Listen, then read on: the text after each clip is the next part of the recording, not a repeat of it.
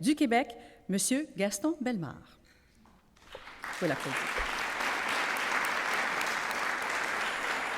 Tout en ayant mené sa carrière de professionnel à l'Université du Québec à Trois-Rivières, où il a fondé l'École internationale de français, Gaston Bellemare maintient depuis une quarantaine d'années une activité culturelle intense dans sa ville et au-delà. Poète, cofondateur et président de 1983 à 2008 des Écrits des Forges, il a publié plus de 1100 titres de poètes du Québec.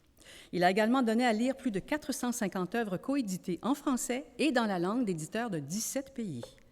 Administrateur de revues littéraires, initiateur de plusieurs prix de poésie, il a, en outre, présidé l'Association nationale des éditeurs de livres, Québec Éditions, Copybec et la Fondation de Saint-Denis-Garneau. C'est grâce à Gaston Bellemare, président fondateur du Festival international de la poésie, que Trois-Rivières est devenue la capitale de la poésie, avec sa promenade de la poésie qui présente sur les murs de la ville quelques 400 extraits de poèmes d'amour. C'est bon, ça, pour une ville, hein? Son monument au poète et sa boîte à poèmes, tous deux situés place de l'Hôtel de Ville, très inspirant, sans parler de la corde à poèmes sur laquelle flottent des milliers de poèmes durant ce festival qui accueille chaque année poètes, éditeurs, journalistes littéraires et autres amoureux de la langue française venus des 5 continents. Le festival présente 350 événements répartis dans 70 lieux différents de Trois-Rivières et de la région.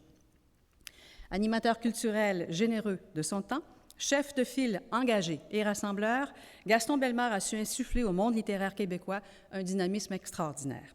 Il est sans contredit l'un de nos plus ardents ambassadeurs de la poésie et des liens qu'elle permet de tisser entre hommes et femmes du monde entier.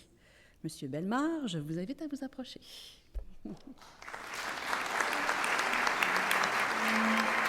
Madame David, Monsieur Wallon, Madame Gilbert.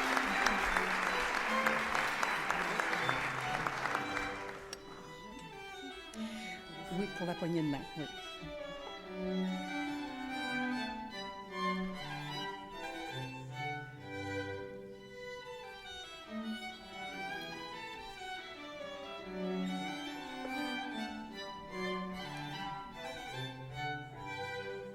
Madame Gilbert.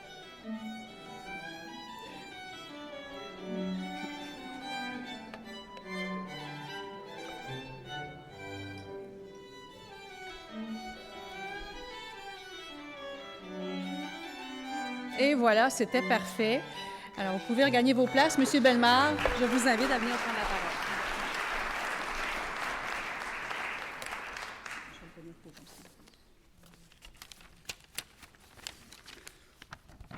Moi, je parle la langue des bras de ma mère.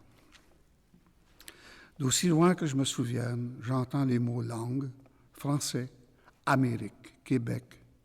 Vivre en français et volonté d'y vivre, bouger sans cesse au fond de moi et nourrir mon profond désir de vivre comme ça, ici. Tous ces mots, toujours il était dans la voix et les yeux de ma mère quand elle me parlait d'amour, tout petit dans ses bras, et que ses yeux me laissaient les voir aussi au-dedans d'elle. Ces mots, nés de ces bras d'amour, sont son plus important héritage.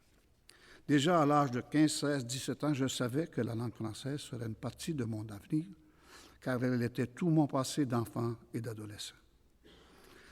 Avec 4 autres étudiants, on a fondé en 1971 les Écrits des Forges, avec le poète Gatien Lapointe, qui enseigne à ce moment-là à l'UQTR.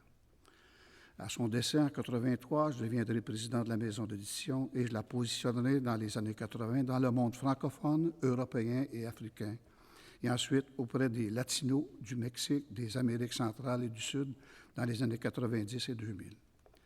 Lorsque j'ai quitté la maison, en 2008, comme on vous l'a dit tantôt, j'avais publié plus de 1100 titres de poésie, dont près de 50% furent des coéditions avec 51 éditeurs de 17 pays. Les Mexicains ont tellement bien compris qui nous sommes qu'ils ont donné le titre « Latinos del Norte » à l'anthologie de la poésie québécoise traduite et publiée par le Fondo de Cultura Mexicana. Comme eux, nous sommes d'un nouveau continent dans lequel la vieille langue de l'arrivée en ce pays a évolué différemment de la vieille langue demeurée dans le vieux pays. Mais les deux langues françaises, comme les deux langues espagnoles, sont toujours très parentes, tout en étant parfois différentes. Le vécu quotidien et le passé accumulé dans un lieu précis du monde donnent cette différence. Et cette différence, je l'ai fortement vécue lors de mes 7 années de présidence des éditeurs québécois, de Québec Éditions et de Copibec, qui m'ont mis en relation quotidienne directe avec des écrivains et des éditeurs, ces travailleurs minutieux des langues et des cultures du monde entier.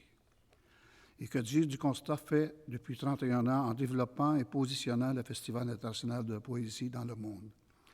La poésie est cette langue complète et cachée dans les racines du cœur de tous les poètes. Elle ne trouve vie que dans un poème.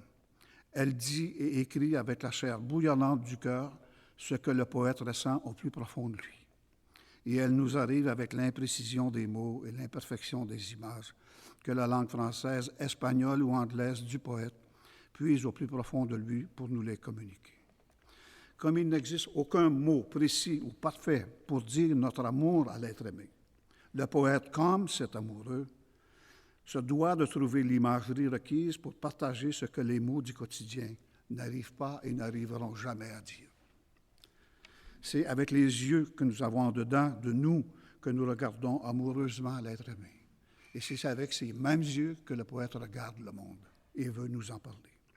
Merci, mon Québec, et bien sûr ma ville, la poésie Maryse et Benoît, d'être cette langue vivante, née des bras de ma mère, qui me stimule, me nourrit et me donne toute vie intérieure et professionnelle. Notre langue est cet orchestre symphonique d'accents, de sons et de nuances découlant de la géographie, de l'histoire, des climats, des couleurs de la peau et de la musique des mots.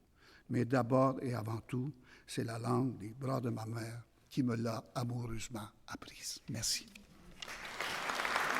Merci.